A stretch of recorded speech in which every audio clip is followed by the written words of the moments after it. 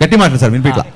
మీరు రాసే డైలాగ్స్ హీరోలను దృష్టిలో పెట్టుకొని రాస్తుంటారు మేబీ, కానీ అది మీ పర్సనల్ క్యారెక్టర్ని దాన్ని రిప్రజెంటివ్గా చేస్తున్నట్టుంది. ఎందుకంటే ఇంతకుముందు మీరు చేసిన గబ్బర్ సింగ్లో నాకు కొంచెం లెక్క ఉంది అలాంటివి, కానీ రాసే డైలాగుల వరకు వినిపించిందండి, ఆ తర్వాత వినిపిలా కొంచెం గట్టిగా. అంటే మీరు రాసే డైలాగులు అంటే మీ యాటిట్యూడ్ని కొంచెం తెలిపేటట్టుండే, బట్ అది హీరోలకు వెళ్తున్నప్పుడు మాస్ హీరోలతో ఎక్కువ వెళ్తుంటాయి. దీంట్లో కూడా ఒకటి ఇప్పుడు యాటిట్యూడ్ మీద రాశారు, అదంటే ఇవి మీరు ముందే ఈ డైలాగ్ స్టోర్ చేసుకొని పెట్టుకుంటారా ఇలాంటి కథలు దొరికినప్పుడు పెట్టడానికి?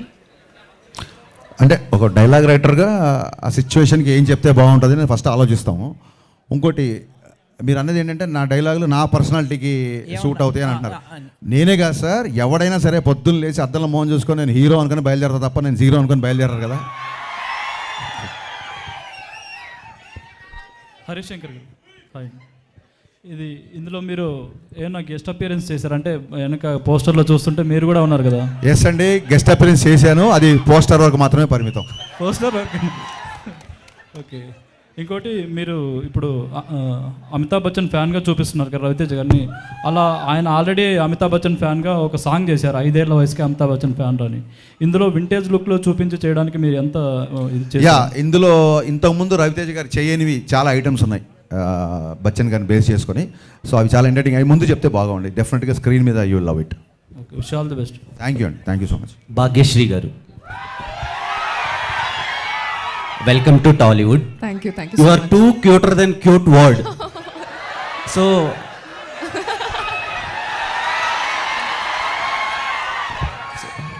లుక్స్ చాలా బాగున్నాయి, లుకింగ్ గార్జియస్. సో ఇంత మంచి అమ్మాయిని దేవకన్యని టాలీవుడ్కి ఇచ్చినందుకు హరీష్ గారికి thank you so much. So Harish Shankar garu, when I mean 10th standard I watched Mirapakay movie. మీ దండం పెడతా, మేము సినిమా ఇండస్ట్రీలో ఉన్నాము, నేను ఎల్కేజీ అప్పుడు మీ ఫ్యాను 10 అని చెప్పకండి బాబు, ఎందుకే మాకు అనవసరం. ఇప్పుడు బలవంతంగా మా ఏజ్ బయట పెట్టిస్తారండి మీరు. నాకు మిరపకాయ నచ్చింది, నువ్వు 10th 9th నాకు ఎందుకు గురు? బాస్ సారీ, మేము చాలా ఇన్వాల్వ్ అయ్యాం. థ్యాంక్ యూ, అందుకని అడుగు. Thank you. అంటే మీ సినిమాలతో పెరుగుతున్నాం అందుకని. సో ఇదొకటి మిరపకాయ మూవీలో రవితేజ గారికి ఒక మంచి కంబ్యాక్ ఇచ్చారు. అట్ ద సేమ్ టైం ఆ యాటిట్యూడ్ జనాల్లోకి ఇంజెక్ట్ చేశారు. సో కంపేర్ టు మిరపకాయ ఈ ఫిలిం ఎంతవరకు కనెక్ట్ అవుతుంది? బెటర్ దెన్ మిరపకాయ ఉండబోతుందా? ఒక మిరపకాయనే కాదు, మనం నిన్న చేసిన సినిమా కంటే నెక్స్ట్ సినిమా ఎప్పటికైనా బెటర్గానే ఉండాలనుకుంటాం. మిరపకాయకి ఇప్పటికీ డిఫరెన్స్ ఏంటంటే ఓవర్ ద పీరియడ్ నాకు వచ్చిన ఎక్స్పీరియన్స్. సో డెఫినెట్గా ఈ సినిమా టేకింగ్ పరంగా కానీ, సినిమాటోగ్రఫీ కానీ, మా ఆయనంక బోస్ విజువల్స్ కానీ, మిక్కీ జమేర్ మ్యూజిక్ కానీ, మిరపకాయకి అన్నిటికంటే కూడా, అంటే మిరపకాయలో ఉన్న ప్రతి అంశానికంటే కూడా ఎంటర్టైన్మెంట్ అవ్వచ్చు, హీరో క్యారెక్టరేషన్ అవ్వచ్చు, అన్నీ ఒక దానికి మెజర్మెంట్ లేదు, కొలమానం లేదు, కానీ డెఫినెట్గా 100 times బెటర్గా ఉంటుంది సినిమా, చాలా better. And KGF editor Ujjwal Kulkarni గారిని తీసుకున్నారు. టెక్నికల్గా Ujjwal AD, very Ujjwal. So ఆయన వర్క్, ప్లీజ్ కమ్ చేయండి. ఉజ్వల్ కుల్కర్ని ఆయన్ని తీసుకోవడానికి రీజన్ ఏంటి? బికాస్ కేజీఎఫ్ ఎడిటింగ్ అందరికీ బాగా నచ్చింది, అందుకని తీసుకున్నారా? లేదంటే మీరు ఏమైనా కొత్త టెక్నిక్స్ ఏమైనా యూజ్ చేయడానికి తీసుకున్నారా? లేదండి, all of them, I mean they made it all very easy for me. So difficult in between, I think we all have to go through the hardships, but they all made it so easy for me that it was like a play. We were all friends making a magical movie together. And your movie is not released so far, but you gained a lot of fans in the Telugu film industry. How are you feeling that?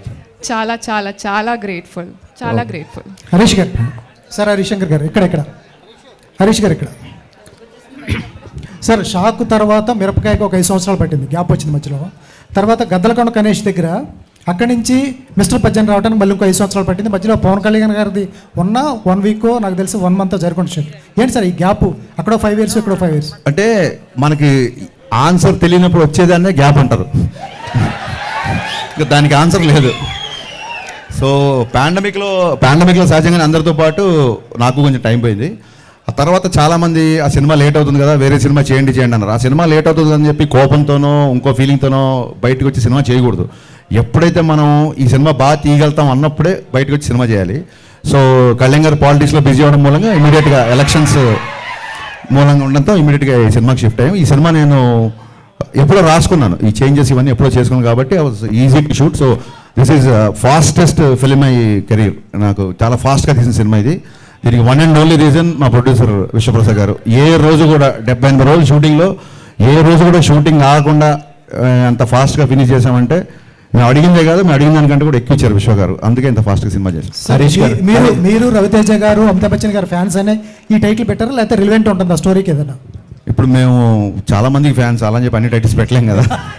Harish కథాపరంగా ఒక చిన్న పిట్ట కథ ఉంటుంది కథలో, అందుకు. And one more thing ఏంటంటే ఈ title పెట్టింది రవితేజ గారే. మిస్టర్ బచ్చన్ టైటిల్ ఆయనే పెట్టారు, మిరపకాయ టైటిల్ కూడా అప్పుడు ఆయనే పెట్టారు.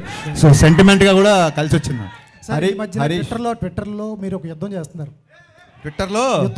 మీరు ఒక మా సీనియర్ జర్నలిస్ట్. ఆ యుద్ధం అయిపోయిందా సార్? సీనియర్ జర్నలిస్ట్ ఎవరు? ఆయన ఇక్కడే ఉన్నాడు కదా, వెళ్ళిపోయారా? మూర్తి గారు. అయిపోయిందండి, అయిపోయింది ఆ యుద్ధం. ట్విట్టర్ చూడండి, అయిందో లేదో కంటిన్యూ అవుతుంది, మీకు తెలుస్తుంది. పొద్దున ఇంటర్వ్యూ ఇచ్చారు కదా ఆయనకి. సార్ ట్విట్టర్కి ఒక లాంగ్వేజ్ ఉంటుంది సార్, అక్కడే మాట్లాడుకుందాం. ఇక్కడ ఓన్లీ ఇక్కడే మాట్లాడుకుందాం. హరీష్ గారు ఇక్కడ అండి, ఇక్కడ హరీష్ సార్, ఇది ఇప్పుడు మీరు మీ మొదటి సినిమా నుంచి మీడియా వాళ్ళు చాలా సపోర్టివ్గా ఉన్నారు. అవును. అలాంటి వాళ్ళతోని చాలా అబ్యూజివ్ వర్డ్ యూజ్ చేసి ట్విట్టర్లో కామెంట్ చేయడం, ముసలి నక్క అని అనడం ఎంతవరకు సమంజసం?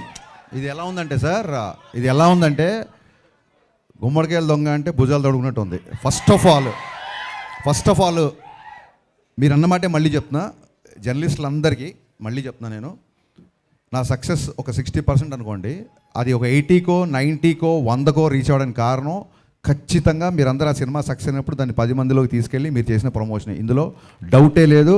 దానికి నేను సదా ఎల్లకాలం మీకు రుణపడి ఉంటా. నేను పెట్టిన ట్వీట్లో ఎక్కడ జర్నలిస్ట్ అని కానీ పాత్రికేయుడు అని కానీ అనలా. అది మీరు ఖచ్చితంగా గుర్తుపెట్టుకోవాలి. అట్ ద సేమ్ టైం ఒక ఇండివిజువల్ని ఐడెంటిఫై చేస్తున్నప్పుడు అది ప్రొఫెషన్ కాదు బేసిక్గా. అండ్ అబ్యూజివ్ వర్డ్స్ అని అన్నారు కదా మీరు. ఏ రోజు జర్నలిస్ట్లో నేను అబ్యూజివ్ వర్డ్స్ యూజ్ చేసినా మీరు ప్రూవ్ చేస్తే ఆ రోజు ఇప్పుడు చెప్పినట్టు థ్యాంక్స్ కాదు, సాష్టాంగ నమస్కారం చేసి క్షమాపణ కోరుకుంటాం. కానీ ఏదైనా ఇష్యూ ఉంటే అండి ఫోన్లో కానీ ఇంకా పర్సనల్ కానీ మాట్లాడుకోవచ్చు. అదే సార్, మీరు కూడా ఫోన్లోనో పర్సనల్గానో మా డీటెయిల్స్ బయట పెట్టారనుకోండి, ఆ ఇష్యూయే లేదు. మీరు పబ్లిక్గా ట్విట్టర్లో పెట్టారు కదా, సో ట్విట్టర్లోనే సమాధానం ఇవ్వాల్సి ఉంటుంది. హరీష్ గారు సార్, అంటే మీ కాంబినేషన్కి ఒక ఎనర్జీ, ఒక్క నిమిషం మళ్ళీ చెప్పండి సార్. మీ కాంబినేషన్కి ఒక ఎనర్జీ ఉంది సార్. అంటే మీ డైలాగ్స్ కానీ మీ హీరో క్యారెక్టరైజేషన్స్ కానీ చాలా ఎంటర్టైనింగ్గాను ఎనర్జెటిక్గా ఉంటాయి.